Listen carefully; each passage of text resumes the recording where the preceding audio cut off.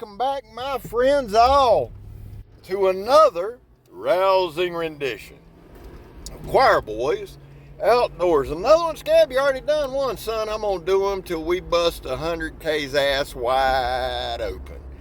And then I'm probably going to quit.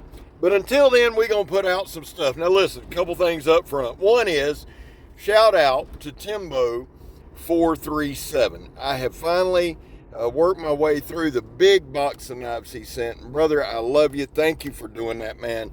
Awesome brother in the blade. Timbo437. I'll put a link to his channel in the description. You need to check him out. Secondly, shout out to Peterbilt Knife Guy. Kev's an awesome guy. He really, really is. Good dude. Go check him out. My boy JS Bladecraft. Joseph is putting in work. I'm loving seeing that. And then finally, Donnie B All Day. Go check them channels out. You'll be glad you did. Or you may not. But either way, check them out. Today, we're doing the Ontario Blackbird. Now, here's going to be a shocker. I love the damn knife. And again, we only show shit we love. Why? Because if I've got to do this, if this is going to fill my time well, I'm going to fill it with shit I like. You know what I'm saying? Whether you do or you don't, that's what's happening. The Ontario Blackbird is a Kephart design, and if you followed the channel for any length of time, you know it is my favorite design. Well, that's not true. You know the Trailing Point is my favorite design, and then probably the Kephart. I just like the looks.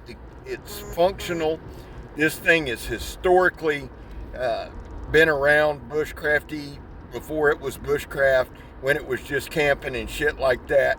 Kephart has been around.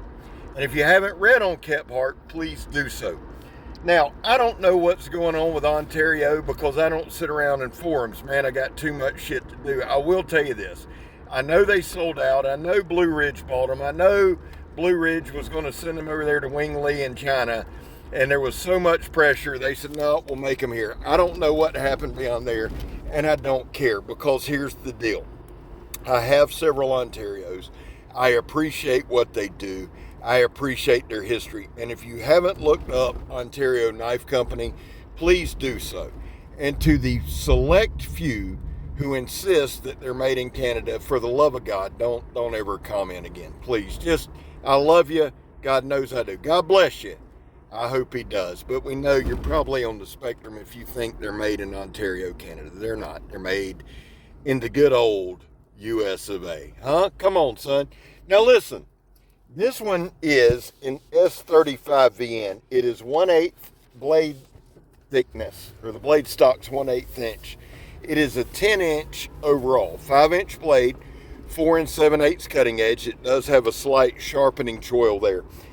The handle is 5 inches long, and that sounds great, but here's the big number. The inner grip is 4 3/16, so most hands are going to be able to fit it. The handle thickness, which I think is another important number, is 5/8.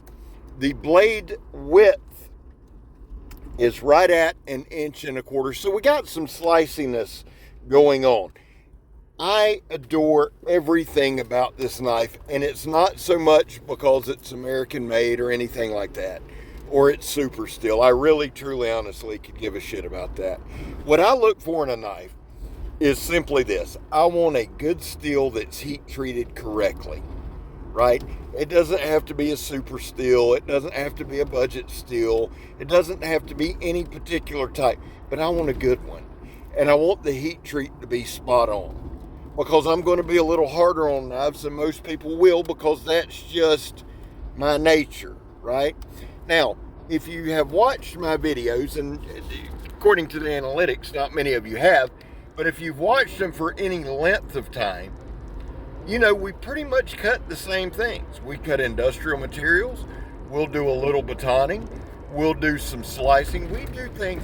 And really what's happened over time is I went from chopping and stabbing everything, literally everything, no matter the knife, we'd chop and we'd stab something with it, to actually trying to use the knife as it is intended, right? Now here, we're just making a punji stick, and you know the drill. We do that for the neighborhood kids. Because if you're going to have neighborhood kids, they need to have proper weapons. So we make them bungee sticks and spears and that kind of thing. The knife handles like a damn dream. The handle length really does not matter. It does and it doesn't, right? My hands are busted up. I tell y'all this a bunch. I'm the most redundant human being on earth. But my hands are busted up. And if the handle's 5 inches or greater, man, that's awesome. But here's the thing. If that inner grip isn't greater than 4 inches, then I'm going to have to make an adjustment. I'm going to have to do something that I don't want to do to use the knife. Now, the goal of this channel is to show you a knife work and make a knife work. We don't do reviews. We just don't. If we did, I'd be far more negative, not out of spite or bitterness or ugliness, but you got to bring up some negative when you're doing an overall review.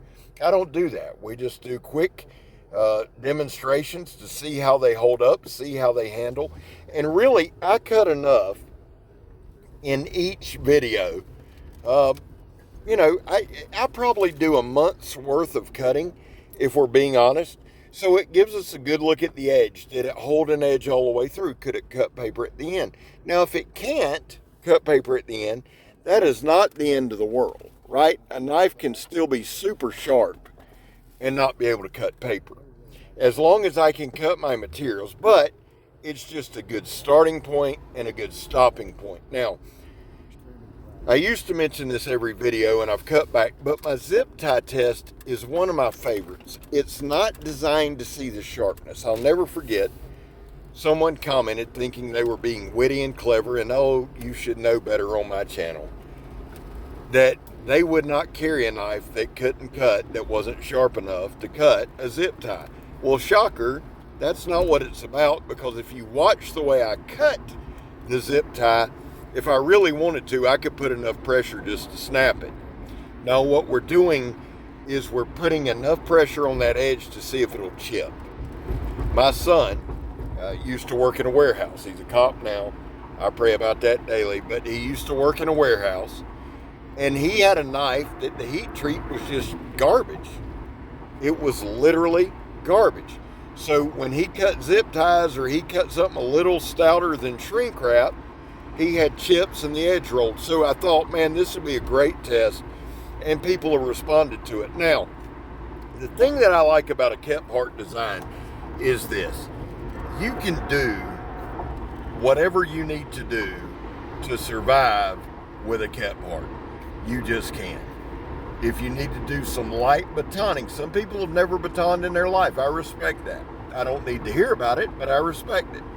Some people have only used a knife just to cut stuff, and then some people have used a knife for everything under the sun. My theory has always been this: when you get run off the side of the mountain and the only thing you have is your underwear and your knife, you're going to preserve that tool. It is a cutting tool. Now, in my videos, I'm not in my underwear. Let's all praise Jesus for that. And we're not in a survival video. But we're still going to do a lot of the things so you can see how the knife reacts. If you're new here, I would apologize about rambling, but you know what? I've got this far with it. We're going to keep going. Every now and then I'll drop back and talk about the knife. The thing I like about the Ontario Blackbird is it fits great in hand. It came sharp as shit. It's well balanced. It's a kept part design. If they still make them, I don't know that they do, it's worth looking into. If they don't make them, then hit the secondary market. This is actually a knife I would highly, highly recommend. Those micarta handle scales just melt into your hand. No matter if you're new or old here, this is what we do at this point in the video. Guys, there was a time in this country where 22 vets a day took their own lives. Now, stats are everywhere. The real number's between 15 and 29, and I'm going to shout it till I'm dead. If you don't like it, don't listen. I don't know what to tell you. My goal is to raise awareness. And vets, all that means is this, man. You have a place here. You are welcome here. We love you here. Finally, I back to blue. It gets people upset, and it shouldn't. It's my beliefs. It doesn't have to be yours. The whole back to blue before it happens to you, well, it's happened to me before it'll happen to you, or more than it'll happen to you. I wished it wouldn't, but it did. I have my reasons, and I'm not arguing over it. Finally, and this is a real finally, if you are an addict, never quit quitting. Well, I'm Scab. You're not. You didn't learn much about the knife unless you actually watched the video. It's pretty badass. I'm gone, son.